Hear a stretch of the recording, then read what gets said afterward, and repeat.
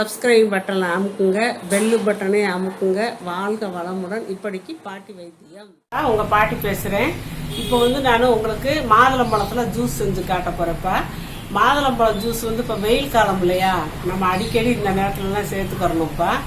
அப்புறம் இந்த கர்ப்பிணி பெண்களுக்கு நான் அதை தான் சேர்க்க சொல்லியிருக்கேன். ரத்த விருத்திக்கு நல்லது. இந்த மைண்டு ஸ்ட்ரெஸ்ஸாக இருக்காங்க பார்த்தீங்களா, அவங்களுக்கு ரொம்ப நல்லதுப்பா. அந்த மனசை அமைதிப்படுத்தும் இந்த மாதுளை ஜூஸு. இப்போ நான் போட்டு காட்டுறேன் பாருங்க.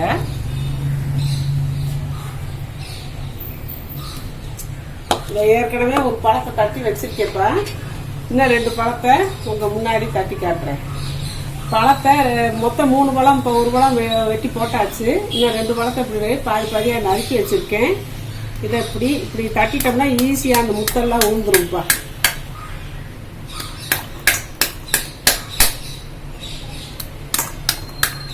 வேற மாதிரியா உரிச்சுக்கிட்டு இருந்தோம்னா மாதுளம்பழம் உரிக்கிறது ரொம்ப கஷ்டமா தெரியும். இது ஈஸியா கடகடன்னு கலந்து வந்துடும்.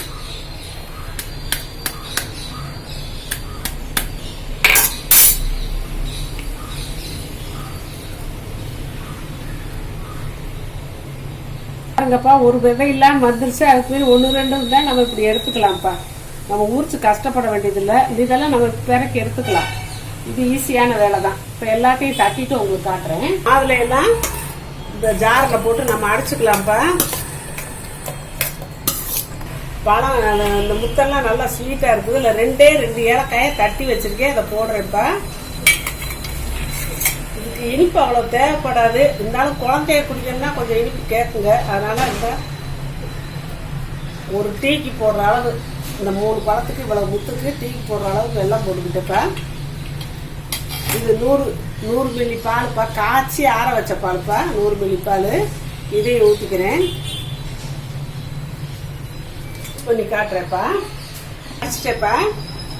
வெல்லம், ஏலக்காய் எல்லாம் போட்டாச்சு. இப்போ வடிகட்டியில நம்ம வடிச்சிடலாம்.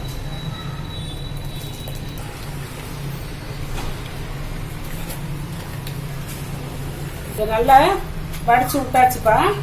கொஞ்சம் தண்ணி ஊற்றிக்கலாம். ரொம்ப தண்ணி ஊற்றினா நல்லா இருக்காது. இதை கழுவி ஊற்றிக்கணும்.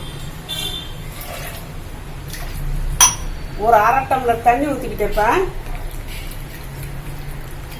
நல்லா வடிச்சாச்சுப்பா. இது சக்கை, அந்த விதை இதையெல்லாம் இருக்குதுல, அந்த சக்கை இதை எடுத்து வச்சிருவோம். ஜூஸ் ரெடி ஆயிடுச்சுப்பா. இப்போ இந்த 2 டம்ளர்ல ஊத்துறேன்.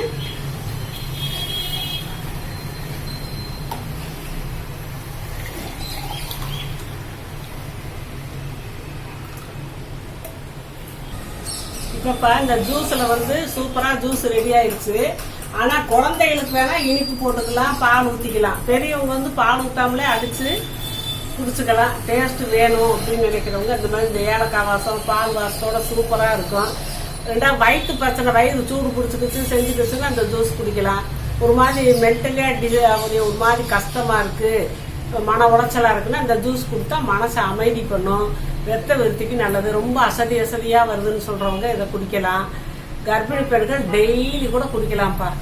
இதெல்லாம் இப்படியெல்லாம் குடிக்கிற காட்டில் வெறும் பழத்தை உரிச்சு முத்துக்கடவே எடுத்து சாப்பிடலாம். அதுக்கு முடியாம இருக்காங்கல்ல, சோம்பேறித்தனம் போட்டுக்கிட்டு இந்த கர்ப்பமா இருக்கவங்களுக்குலாம் அதெல்லாம் கஷ்டமா இருக்கும்.